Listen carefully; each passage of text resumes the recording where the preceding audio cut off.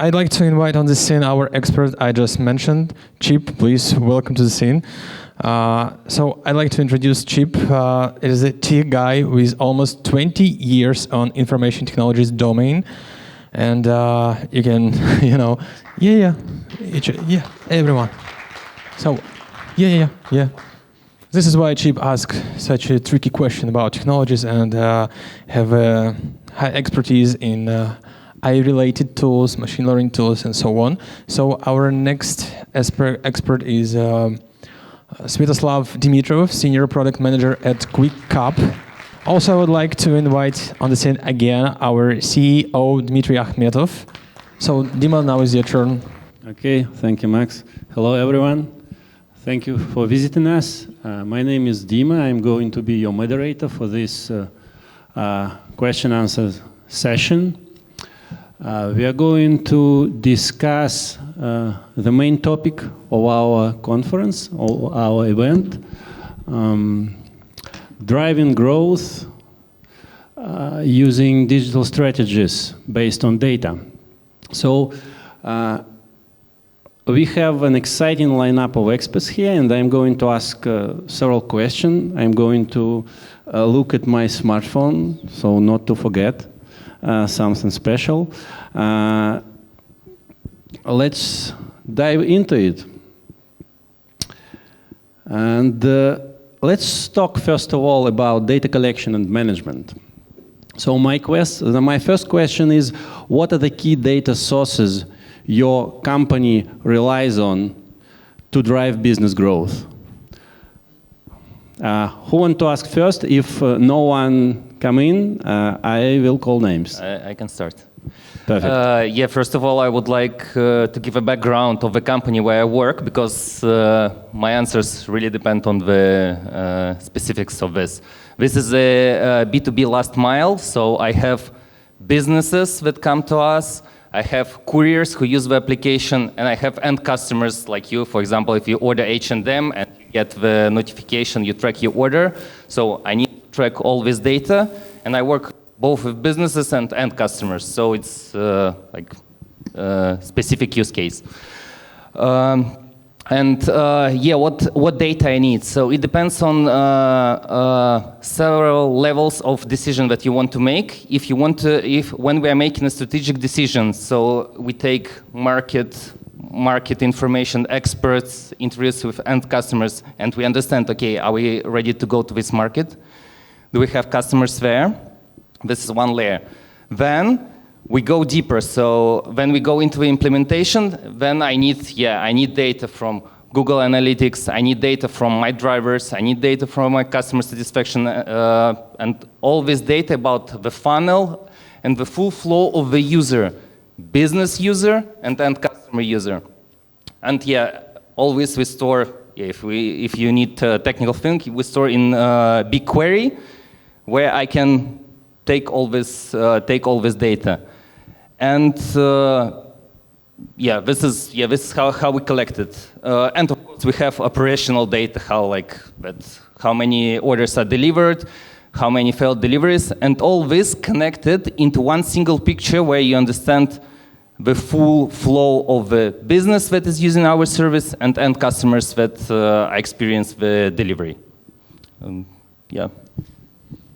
Okay, thank you very much. That's interesting. And who else? Maybe you can see some differences in the ways you manage your data sources. Sure thing. I can add e-commerce angle. So Mumzworld is e-commerce marketplace here in the Middle East.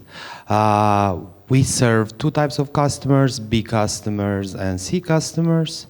Across several countries in the region.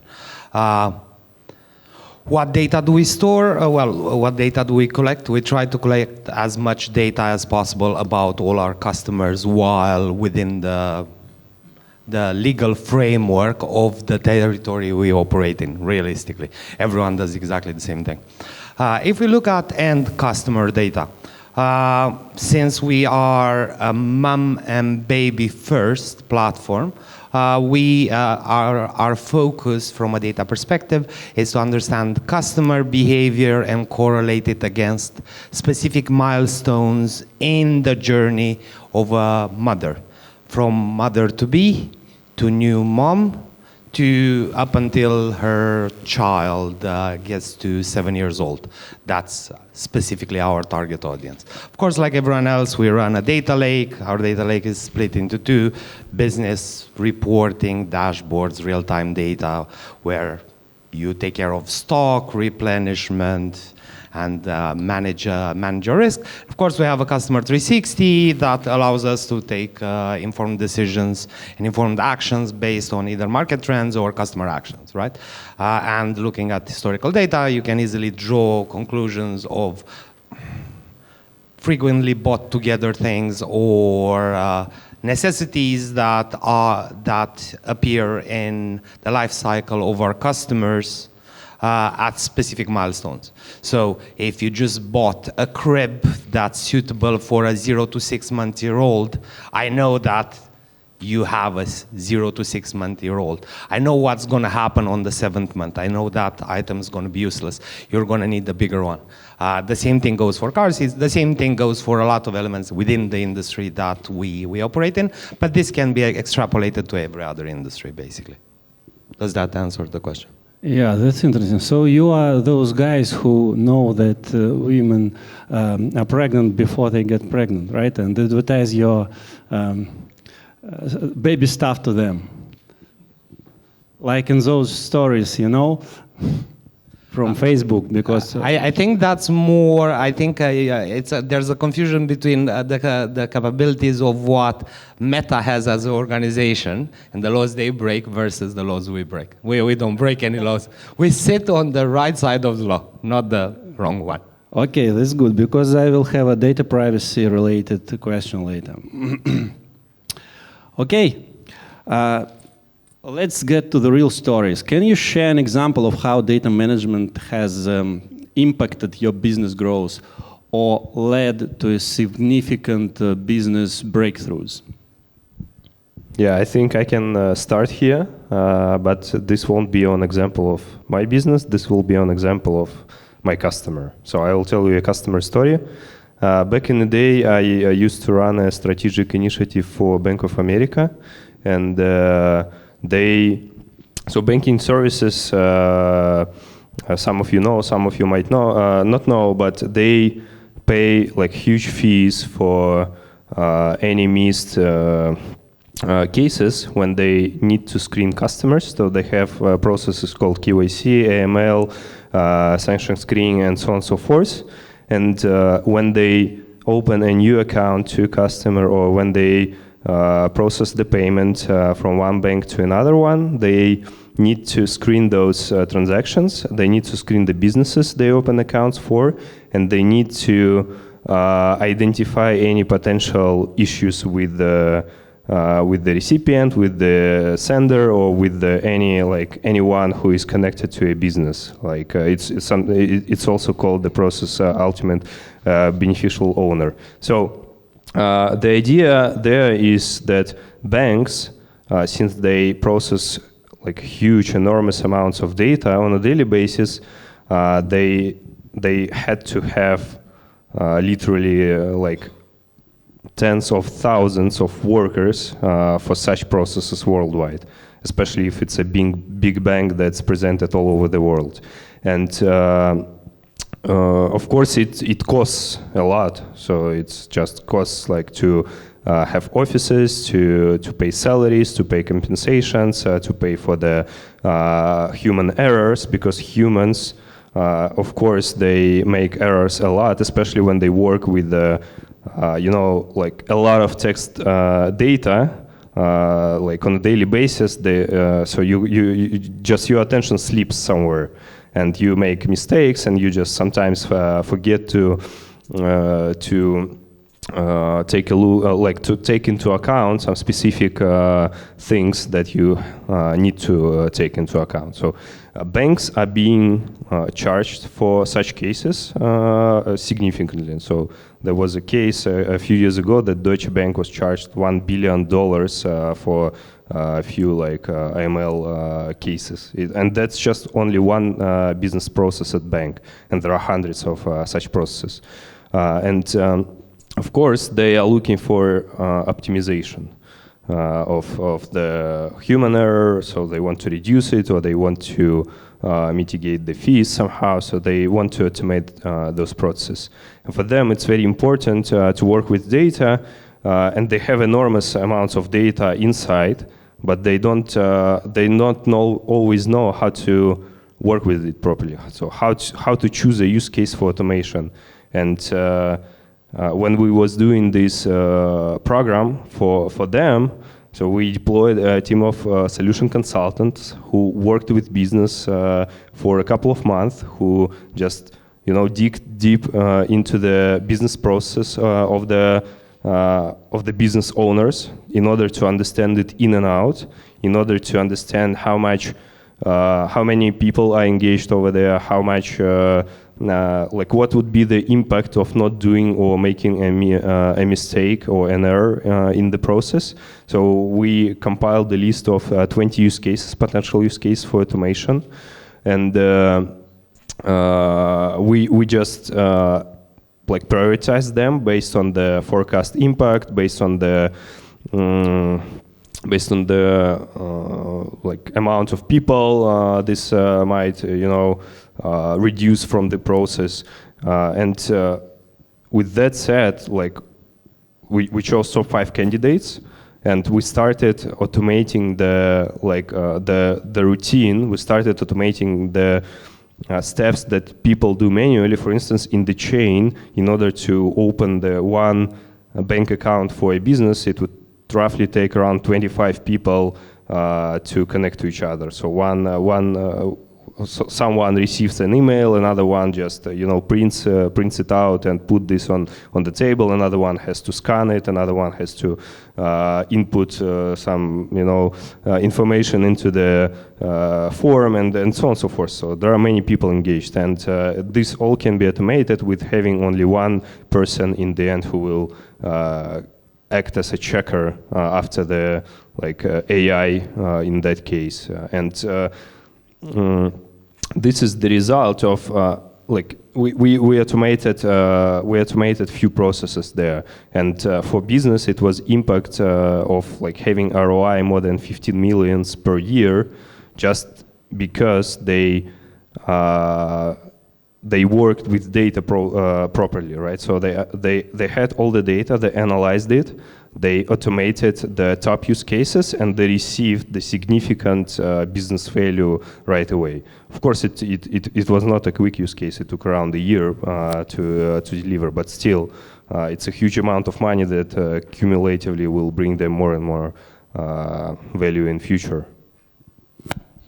Yeah, that's a global case. And Chip, as far as I know, you have an interesting story about how you make the bank card acceptance rate conversion lower because of some interesting discoveries in your data, right? Could you please say? I have so many examples. I can talk about that one in particular if you want. So a lot of e-commerce companies try to optimize every step of their funnel in terms of conversion rates. No one really looks at their acceptance rate and tries to understand patterns and try to optimize that. So for us, regardless of the payment processor of choice, we would average around, in the UAE, around 90% acceptance rate for credit card users. However, at the same time, we noticed that we have around 98% acceptance rate for Apple Pay users. So we had an assumption.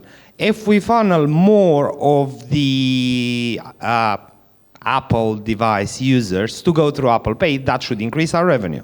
In theory, because we would be moving the acceptance rate from 90 closer to 98. And we did an experiment on, first of all, on the iOS app. And that experiment brought in 6% of our global users to use Apple Pay. And we saw a revenue increase. having our assumptions confirmed, we launched the parallel streams to funnel all the payments from an iOS device to Apple Pay, of course, with less prominent options to pay via credit card or buy now, pay later or whatnot, and also introduce Apple Pay for web. Long story short, when we drew the line at the end of this, I don't know, 6 to 8 weeks initiative, we noticed 16.5% global revenue increase by doing very little from an effort perspective, but we listened to our data. I have a better example from 1,000 years ago, and it's a very similar case where it was an e-commerce company on a different continent. We are doing price matching. We were trying to be the cheaper option in the market.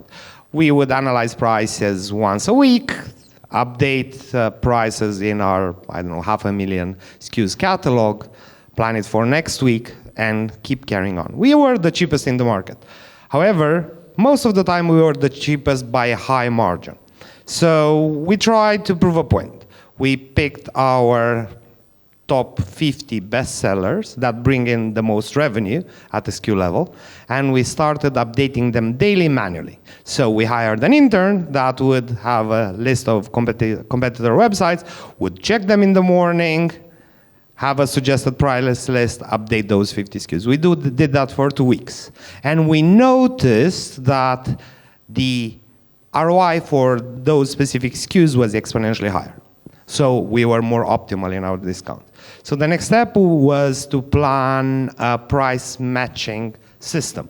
A set of crawlers that would look at a specific set of SKUs on a specific set of competitors' websites while listening to their robots.txt, of course, and suggest updates on our platform that would keep us below their price levels, but at the same time make our margin exponentially higher. At the end of that quarter, we saw 21.5% increase on our bestsellers. Well, there were like 5,000 SKUs. Yeah. Nothing magical, just like simple things, but listening to your data. Yeah, great story. But from the perspective of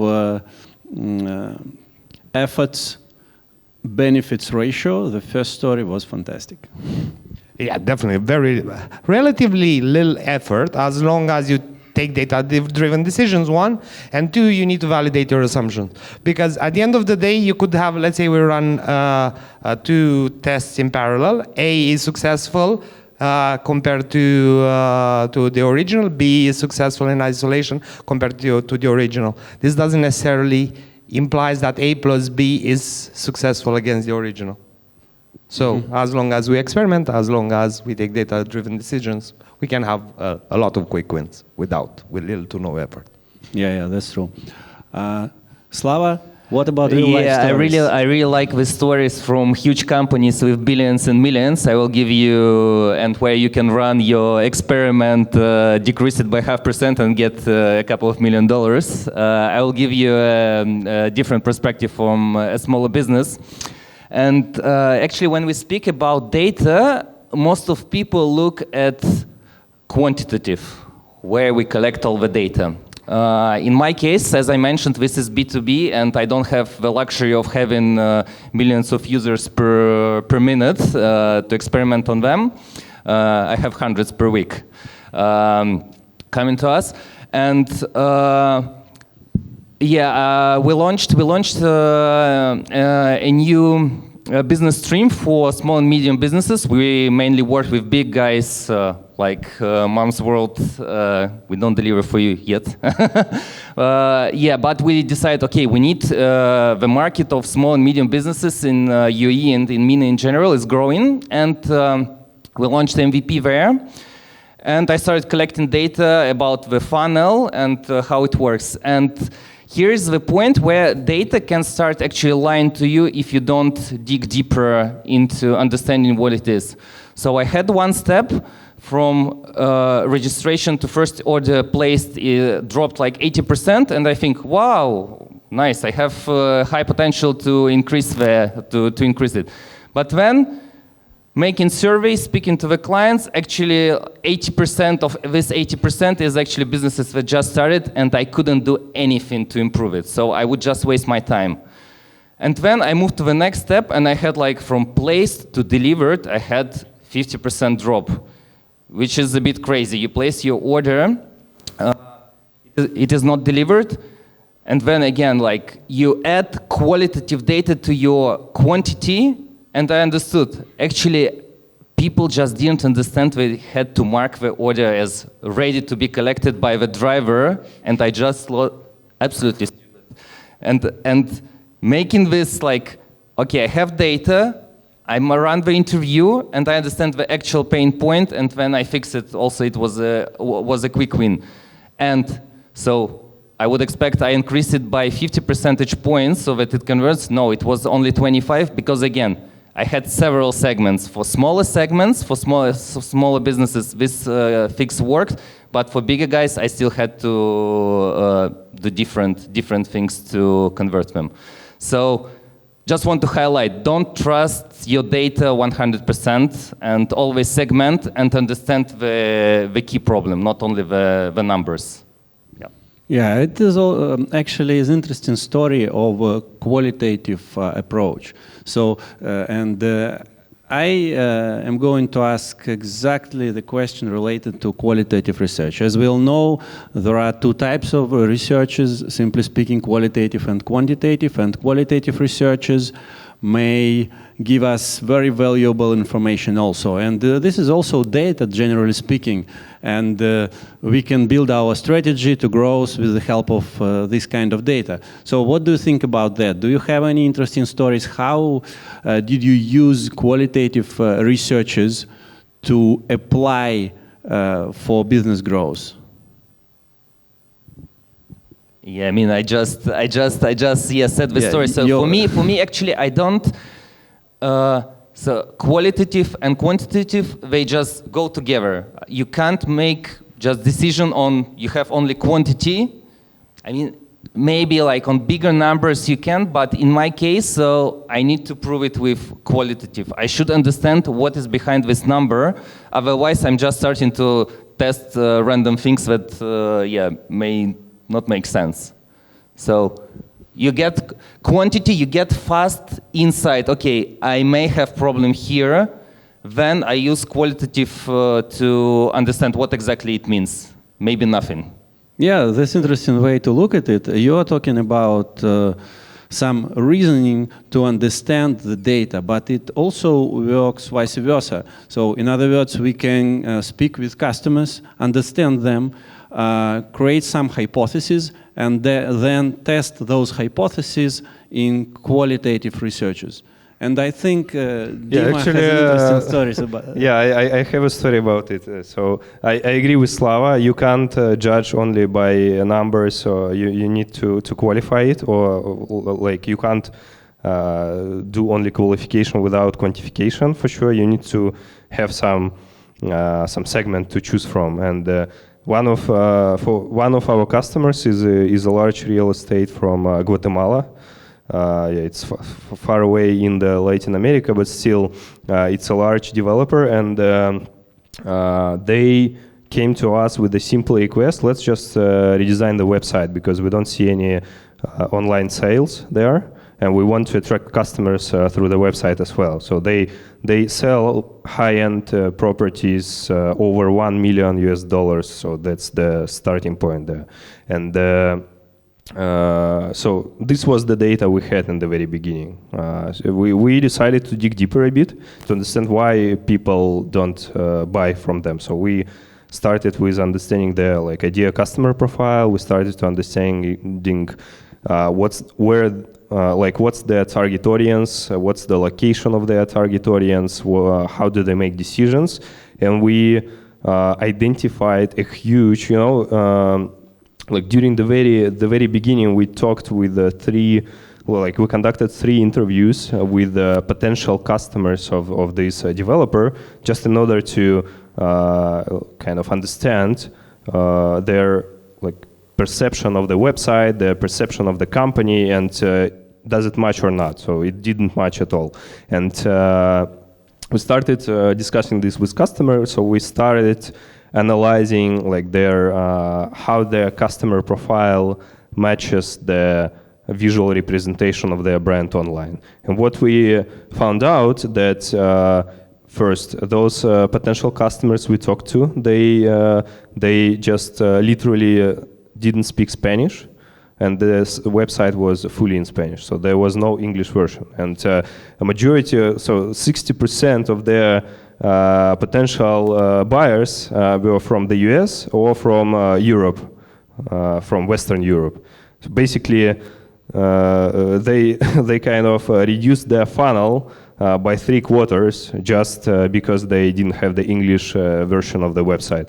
But this was just the one insight, because then we understood that we need to dig deeper in order to gather few assumptions from user, then we need to quantify it with other users, and then we need to build a pipeline together with customer in order to make the real improvement on the website. I mean, we can't just like paint beautiful pictures and put this on the website and this will somehow magically work. And so they helped us, so we split the audience of the customer by 3 groups, because they targeted business owners, so they have a huge area for business over there. They have spaces, they have offices, they have Marriott is opening there this year, so they really have a lot of different business opportunities. They have also like a residential area for sure, and they have also visitors, basically from Guatemala or from some tourists who come to Guatemala. They also all come to this area because it's very, peaceful and high-end. So we started gathering those potential customers for interviews. We started interviewing them. We started identifying how do they make decisions, what's important for them, how do they. And we started testing on them the website, the current website, and we drafted a design concept, and we started testing on them the design concept. So how do they navigate here? How do they navigate here? What's important for them? How should they, like, what are they looking for? Should they achieve their point of interest on the website? So with that said, it took us around like 2 months of continuous iterations of interviews with different customer segments and a few iterations of different design concepts. But in the end, it came up that the final design was and the final features that we proposed, it was not about redesign only. So we identified that they had to have this like augmented view out of the windows, because it was important for the potential residents who is going to live there. They were needed to see where is the sunset, is it the sunside, I don't know what's the view outside of the window. So we had to consider all of this. We had to quantify it, basically to validate this with the audience. And then only after this we had to start implementing this. And actually, of course, we added the English version of the website there for sure. But in addition to this, it just came out much more out of this first qualitative research, then quantitative approach to it. So yeah. Just don't trust like a single passerby. Like if he tells you that your building is not beautiful, maybe it's beautiful, but that's just a single person. You need also to ask 100 more to test it out. Thank you. So let's go to another set of questions, and I want to combine those questions into one and give you different perspectives. How do you organize your data dashboards to monitor overall business health and data growth efficiency?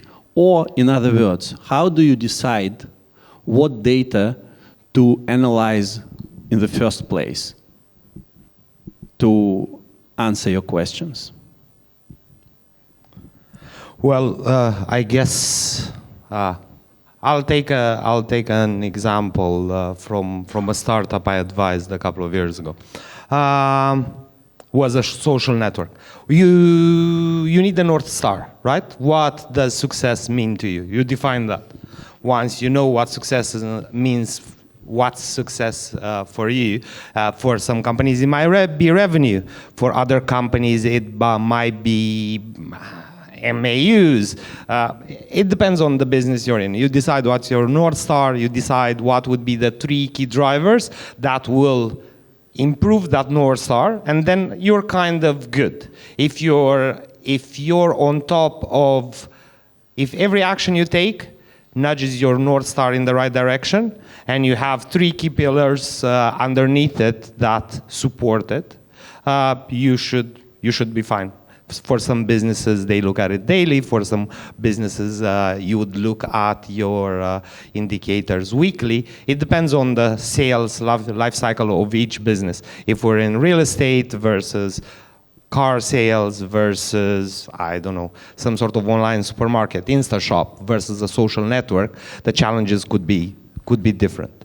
If I take, for an example, Askhood, now it's called Belong, the social network based of Dubai that I was helping. For them, there were daily active users. That was our North Star, because having a platform that's really engaging meant that we were in the pockets of the customers, and it would help us raise the next round, as an example of a North Star. At Mumzworld, our North Star is revenue. And a lot of other companies most likely will have the North Star as revenue. Mm-hmm. That's interesting. Let me ask you, how can you use daily, monthly average users, right? North Star metric. What was the example? Daily active. Daily. But how can you use this metric value as a North Star metric? If, for example, you decide to buy a lot of advertisements, and then you will see a spike in data for this metric specifically. So, in other words, it should mean that if you're buying a lot of advertisement, then you are in a good shape. But truthfully speaking, it's not always the case. Can I ask the audience a question? So, through a raise of hands, when you guys see an ad, out of 10 times, how many times do you click it? Let's say between 1 and 5 times, between 5 to 7 or 7 to 10. So, the law of diminishing returns usually applies whenever we try to engage with our users in a non-organic way. If there's no purpose behind the engagement, there's no value drawn by the customer, hence it becomes a nuisance. What they will do is just start ignoring the ad. So while it is true that you can manipulate daily active users for a while by spending money on marketing, but if that would be the case, then Meta shouldn't have a problem to top TikTok up in terms of daily active users, and they don't, even though they have a money printing machine. So through their ads platform, right? Both Meta and Google print cash daily, and I'm one of the sources. I'm one of the people that puts a lot of money in their pockets. But they're not necessarily direct. They're not directly proportional. So, for example, for me, let's say for any business, if you go and you say, you know what, my strategy is Google Ads. If you increase your daily budget for Google Ads on a specific keyword, you can't increase it indefinitely within a specific territory and expect your growth to be proportional, because you will run out of possible target audience. You can even run out of money. But let's assume money is no issue. Let's assume we bid on a keyword that no one uses. Still, there's a limited amount of population within a specific geography. Okay, that's an interesting question, how to choose North Star metric, and it's directly related to the question of designing the dashboard to monitor your growth. So, Slava, what do you say about designing dashboards? You should be a professional in it. Yeah, this is a hot topic for me recently. So, the main point is you now have a lot of data, and don't create it a mess. And usually I see dashboards that have everything. You know your revenue, you know when the person clicked yesterday, how many times, and this creates a mess. So my approach is to split the dashboards based on the decisions that you want to make and the audience that is looking at it. And I fully agree with the North Star. Yes, so in our company, we have revenue, we have number of orders we deliver, and margin. And we have a business plan. This is, nobody removes it. You as a company should track this high-level things. And for leadership team, this is a good indicator. But if you want to understand the health and how you are reaching your targets actually, so the sales team and the growth team has another dashboard where you see, okay, based on the cohorts in January, in February, in March, how many we attracted, how much we bring. Because, yeah, you can see that you're growing in revenue, but this revenue is brought by previous cohorts last year, but in January, February, and March, you lost everything. So you have this layer of information where you track it monthly, like how you as a department, a growth team, you are bringing the value to the company, because the result of revenue, you will see it later. But this dashboard allows you to spot the problem now in this month. And we can go even lower level on weekly. So when on weekly basis we understand how many leads we got, how many opportunities, how do they convert, so that we can take actions. For example, I know that last week I had some problem in my marketing that I didn't get enough users, or my users stopped converting as I expected. So I can take immediate weekly action. But I don't need to expose this data to the leadership. They shouldn't understand like what I'm doing to improve it and to bring more sales. And then we go the lowest level when I, as a product manager, look at each specific step of the funnel where I understand what is happening. So for example, my conversion from registration to first order dropped. Why? And then I have like the deepest level that nobody else on the top should care about.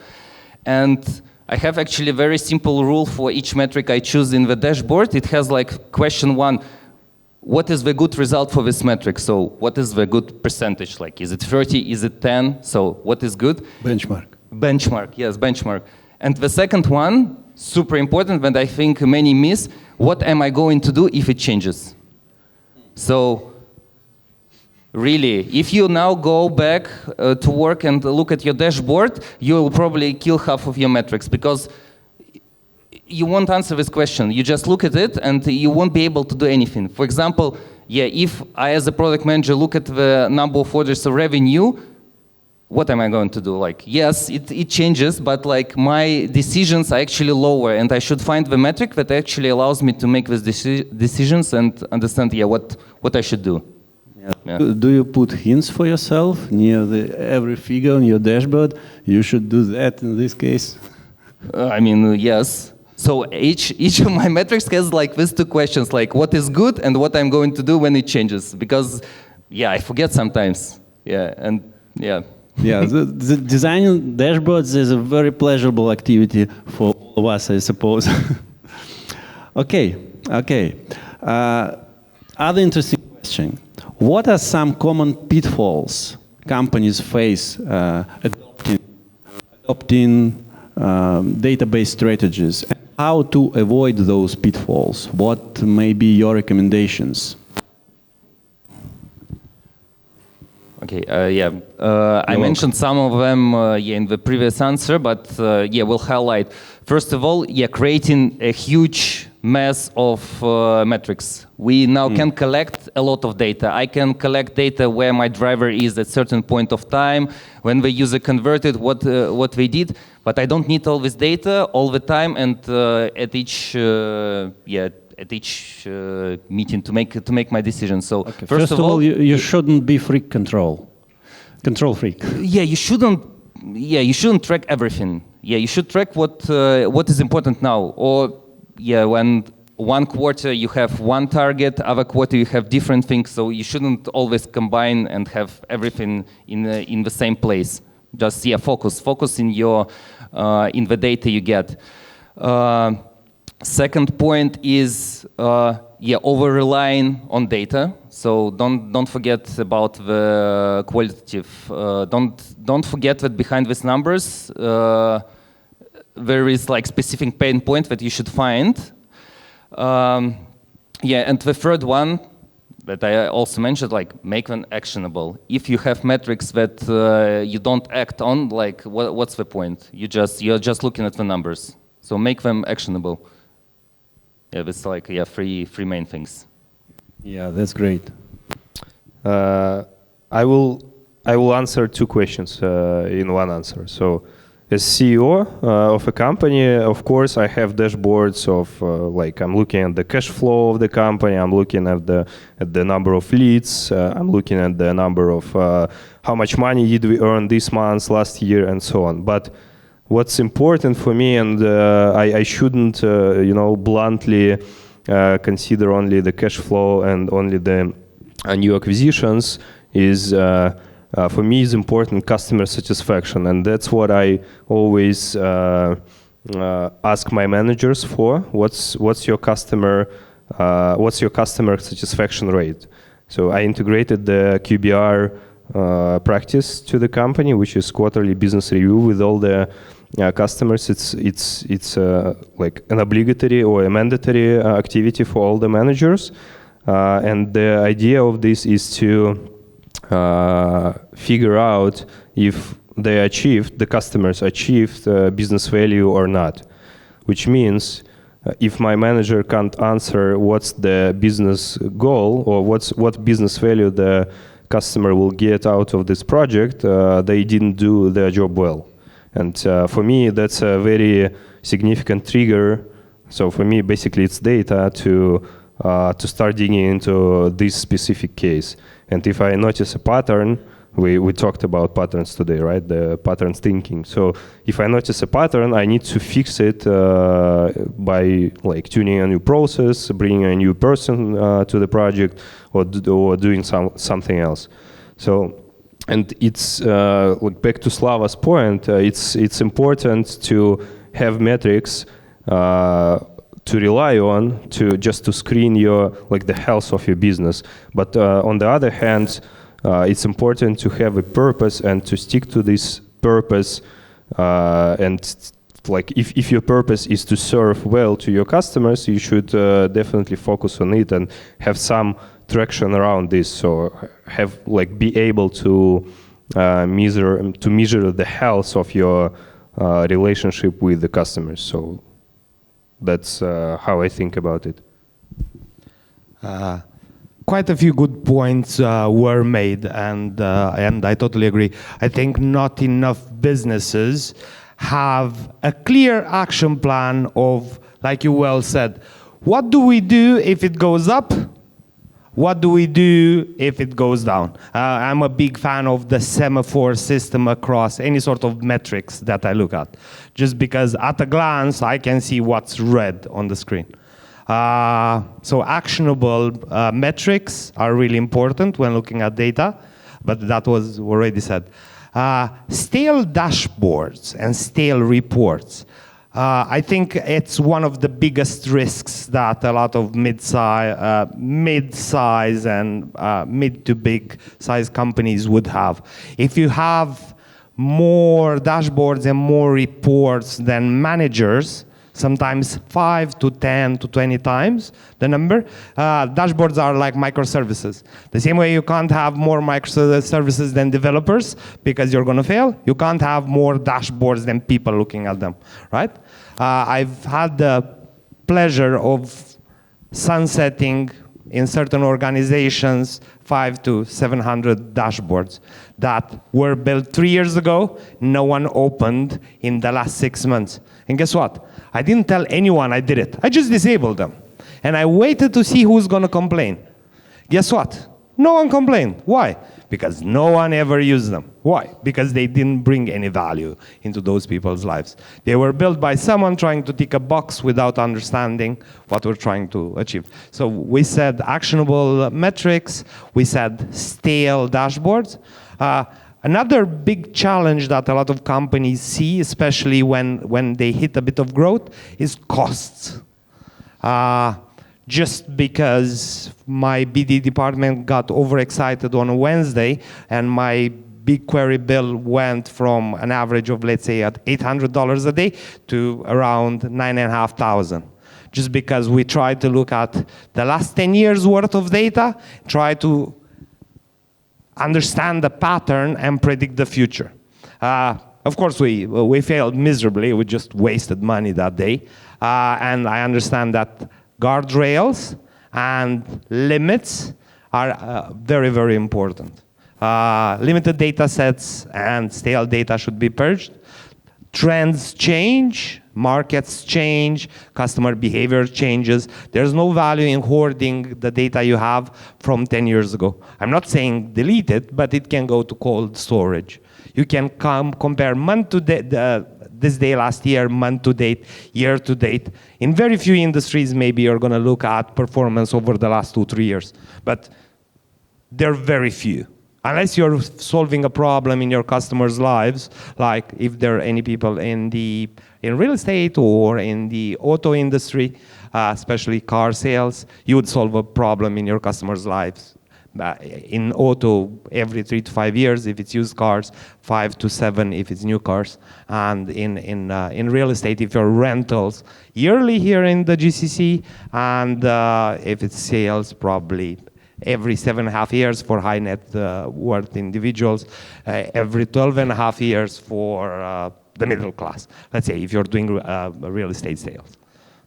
That's kind of my 2 cents on it. Okay, thank you very much. Let me ask you the last question, and let me address this question to you, Ciprian, first of all. How do you balance any data privacy concerns with the need for detailed customer insights in your business? I mean, Mumzworld, first of all, but if you have any other... So, for example, always and forever, understand the laws of the lands that you operate in. If you operate in several territories, this doesn't mean that the laws of your the laws of the country of your headquarters apply everywhere. There are a lot of countries, especially in the Middle East, that have completely different privacy laws and massive fines. I will not name names, but there have been stories of startups within the GCC area that died because they received a fine that was 2.5, not 2.5, let's say 1.2 times bigger than the amount of money they raised. And these were companies that raised over 100 million dirhams in funding. Let's say over 350, but let's say over 100, right? Understand the geography you operate in, adhere to the laws of the land, and make sure that if your appetite for a risk is relatively high, you need to manage the blast radius. We can experiment on certain things, but we need to manage the blast radius. Sometimes we can allow this room to blow up, but not the building. For us at Mumzworld, our legal department handles any sort of data-related privacies in terms of our policies. We adhere to the laws of the land everywhere. In terms of access controls for our employees, it is on a need-to-know basis. No one needs to have access to the production environment, and because one arm of our business operates in the pharma space, we can't by law, for example, in Saudi Arabia. Our employees, they can't have access to customer data in the pharma industry at all, ever. just because it is a privacy concern between the patient and their physician. In the e-commerce industry, it's on a need-to-know basis, and for example, in our testing UAT environments, local environments, we move production data, but we anonymize it. And in terms of debugging production, we don't do such a thing. For emergencies, access will be granted to a specific individual to take a specific action on a limited time frame. And the founders don't have access to all the data. Okay, thank you for your answer. Guys, Dima, Slava? I actually don't have much to add here. This is purely managed by our CTO and lawyers, so I get what I get. Yeah, since Ciprian is a CTO, so I suppose the issue covered completely. Yeah, so like in bigger companies, you have like more strict, not more like you have like very specific rules, and you're more observed more, and you have more people to keep track of. Yeah. It depends how regulated your industry is. If you operate in the pharma space, even if you're a two-people company, if you can see customer data, you go to jail. So it's a big no-no. It's end-to-end encrypted. If you use a service, for example, let's say from Oracle, you would want to use their WMS or their ERP or whatnot. By law, they provide you with a version where they will not give you remote support, because by law they can't and shouldn't be able to see any of the customer data. So data is encrypted at rest and in transit on all their instances, and yours, you can't see any specific customer data. It's very hard to debug. Yeah, I got it. So thank you very much for you all, Chip, Slava, Dima. Thank you. I hope you find this discussion as much enlightening as I found. So good luck us in leveraging data insights in our business. Thank you guys for sharing such a lot insightful information from your expertise perspective. It was very interesting to know more about your professional path. So if you have, guys, a few questions, we have just 3 slots for questions because we out of time almost an hour. Please, welcome. Just raise up your hand and I will give you a microphone. Okay. Or we can go to a coffee break. I will try to be brief this time. Can you give more examples, not obvious examples, where you can get huge penalties for privacy? I'll give you an example in Saudi Arabia. Right now, the government has an initiative where all your invoices need to be sequential. They need to integrate with their e-invoice initiative. And you have 24 hours from the moment a customer has actioned the purchase on your platform or in your shop for you to send the payload to the governmental API, receive back a signed sort of token, generate a PDF/A3 compliant document, invoice, send it to your customer. Should you fail to do that, you will forfeit if more than 1% of your invoices within a time frame, and I don't remember what's the time frame, have problems, you are looking at forfeiting between 1 to 3% of your global revenue in terms of a fine. Not profit, revenue. We operate in a world where a lot of companies don't make a profit. Thank you. As I see, no more questions, guys. Thank you one more time again.